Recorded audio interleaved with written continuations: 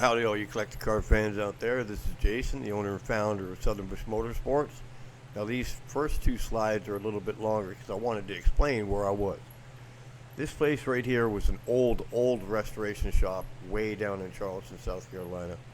Actually, more up in the bayou of South Carolina. But this was an old guy named Buddy. Now, Buddy was hardcore 60s guy. He looked like a greaser. He looked like he came right out of the movie The Outsiders. Super cool guy, but he was one of the last people I had ever seen that actually, when you needed a fender, you didn't buy it, you made it. And he let me get into his yard and take a look at all these cars, like this Cyclone GT right here. Now you'll see what this car doesn't have the original motor in it, but it was inside the shop. And my van across the street right there, and the field across the street where my van was just packed full of cars. Unfortunately, rattlesnakes, black widow spiders. It's very difficult to get in there and get my work done, but I did get it done. And I ended up spending a lot of time out there with this guy, and Buddy was just such a super cool guy. And he found some puppies and brought them into his shop, playing with them one day, and one of the puppies got out towards the road, and he went and grabbed it before it got hit by a car. And when his wife came into the shop to start her business day, they found him dead, sitting at his chair in his office, right where he loved to be. And it was sad because he was such a really cool guy, but you know, you can see the Cyclone GT. This is one of the cars I wish I would have got from him. You know, I'm so stupid for not buying this car.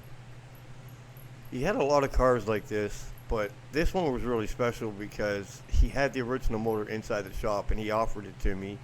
He said if I bought the car, he wanted $3,500 for this car. I kid you not. And it was 100% complete. Car had never been touched. It was actually a car that was brought there to get restored, and the guy had it sitting there for years, and he never paid to get the car started to restore. So Buddy put a mechanic's lien on it and got the paperwork and all that stuff for it. So he had paperwork for everything in here. And when he passed, I didn't hear about it right away, and his wife got swindled out of all these cars. I mean, there was 454 Cal induction Chevelle convertibles out there. He wasn't really a Mopar fan. He was more of Mercury and Ford and all the other stuff. And it was sad. When I got out there, she said, I tried to get a hold of you. I didn't know your number. Buddy never saved anything. And it was heartfelt because she really got burned really bad. This will be one part of probably a couple parts that I'll do on Buddy. But Buddy was old school. Really super cool guy. To see this guy's machinery, this old machinery with nothing, he didn't plug anything in. Like, the pedals were all by hand, and it was just, you know, he liked to work on the old 30s and 40s cars, and he made his own stuff, and it was really cool to see all that. I learned a lot from the guy. So that's my shout out to Buddy. God bless you, Buddy. I know you're in heaven now, so, you know, the car was complete. There was a few things that he had started on the car, and when the guy didn't show up to pay for anything, he just kind of stopped and, you know, left the car the way it was. But as you can see, she was pretty much untouched, and it was a real 429 car. And while I was restoring this car, a couple of his buddies came by and they told me, you know, I got a Dart that I want you to take a look at, and I think it was a Barracuda or something like that. But all the cars that Buddy restored, he was pretty proud of all of his trophies. All the cars he restored, they all won shows. His work was top notch. Like I said, old school. You know, he didn't forget much. But this Cyclone, man, this car was solid. It looked rough as heck, but it was definitely solid. Everything was there. Look at the floors and the frame on that. Another floorboard shot right there. Undercoated car, super solid. Torsion bars are in place. You know, it was. I couldn't save them all, but I sure wish this is one of the ones I wish I would have got. He had 3 of these Cyclones. I thought one of them was a 428. I thought it said Cobra on it. I don't know. Mercury probably doesn't have no Cobra or anything like that, but you know, the car was complete. The engine had been taken out, but Buddy had taken the engine out because he was going to start the restoration. This guy didn't pay the bill, so he put the engine to the side. But I looked at it, it was numbers matching. Just wait till I get into, you'll see when I do the rest of the series on this, it'll say Buddy's Resto or something like that. It'll say Buddy's, but he had a lot of cars out there. I mean, a lot of cars. stuff. Yeah, he even took the transmission out with the car there. One thing was Buddy was good at is when he started seeing and starting to trust me a little bit, and I brought a lot of cash to him, he started telling me where other cars were.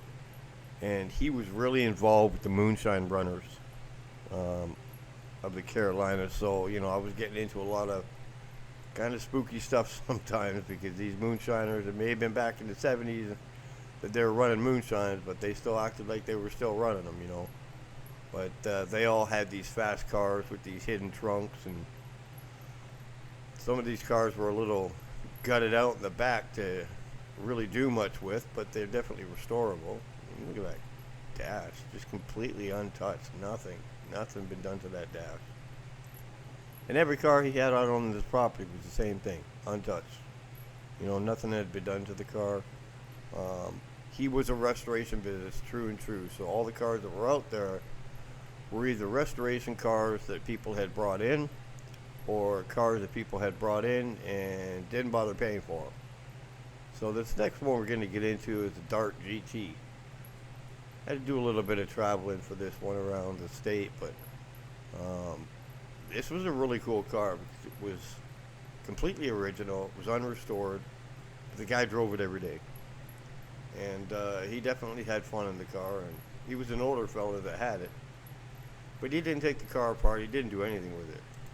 And again, some of these pictures aren't the greatest, but I'll tell you again, like I say before, but I keep getting the same comment. Why don't I take video? This was when digital was just starting to come out. If I took one digital video, that meant 200 pictures, 200 to 250 pictures. It wasn't worth it for me to take video. I knew to take video. I wanted to take video. But even though I had a ton of memory cards with me and all that, that's how all this stuff worked. It was that 340 engine. If I took one video, it would take up the space of, 200 pictures, 300 pictures. Now, when you're in a van, living in your van with a car hauler behind you, and you're 26 hours away from home, even though I can upload once I get back to a place that I can upload, because there was no Wi-Fi everywhere, and no, turning on your data so you can upload. None of that was available at the time. So I had to do what I had to do when I was in the field, and that was not take video. So people can complain all they want. I really don't care. I took the pictures the way I took the pictures because that's all I could take at the time. I think there's going to be a Barracuda at the end of this too, like a 72 or something like that. This guy had in another place. But this old fellow was a friend of Buddy's. He was going to get Buddy to restore this car, and Buddy's like, you really shouldn't restore this car. I think I was pointing at the carburetor because the guy had to stick a new carburetor on it, and he made a big deal that he didn't want to, but the thing was starting to run pretty rough. But look at that interior, It's the bone stock that you get. The car sounded good too. Definitely at some point pulled that motor out and put a nice little cam in it. It had a nice little hump to it, but he was a pretty good friend of Buddy's, and he respected Buddy. A lot of these guys would hang out at Buddy's shop and kind of just help out for free because they just wanted to be a part of it all. But this Dart was untouched. It was what it was. You can see there's nothing new and fancy there. I can't remember if it was a factory AC. That might have been aftermarket AC. But a super cool car to take pictures of, and ran and drove like it was brand new. I wish I would have got some. I had a few undercarriage pictures of this car, but this car was super, super solid. You gotta remember, in South Carolina, although there was a lot of heat, there was never any snow, so there was never any need for salt, which is what rotted these cars away. So all these cars that I was finding through Buddy were all super solid cars. And that makes a big difference especially when you're trying to restore a car. You got to check out the rust situation, because that's what's really going to cost you a lot of extra money. I see some people out there that have come after me and find these cars, and they're thinking that they're going to get rich on it. Well, put that car in an acid dip and see what's left afterwards, and see if you really are going to get rich or not, because you have to make that really tough call. The car is worth restoring, but are you even going to be able to find a place that can replace sub rails and frame rails and all that other stuff, like, when that stuff's rotted out, torsion bars, torsion boxes, stuff like that, that's when stuff starts getting really expensive and out of people's league. And people tend to get ripped off, not because restoration shops are bad people, because a restoration shop's not going to replace frame rails and stuff for dirt cheap. It's a lot of work. So this next car coming up is a Barracuda that just happened to be, I believe it was at this guy's house sitting on the side of his barn. But nothing super fancy, but definitely was a clean car. Definitely a very clean car. It was also an unrestored, unretouched car. I know it's hard to believe with that paint looking so shiny like that, but this guy took a lot of pride in this car. I mean, you can tell there's nothing new underneath. Look at the valve covers chipped up, air cleaner chipped up. And the car was completely untouched, and it was a treat to see it too. Yeah, horrible bad picture. But thanks for coming out and checking on our Tales from the Bush. And this series, like I said, will be more included with it.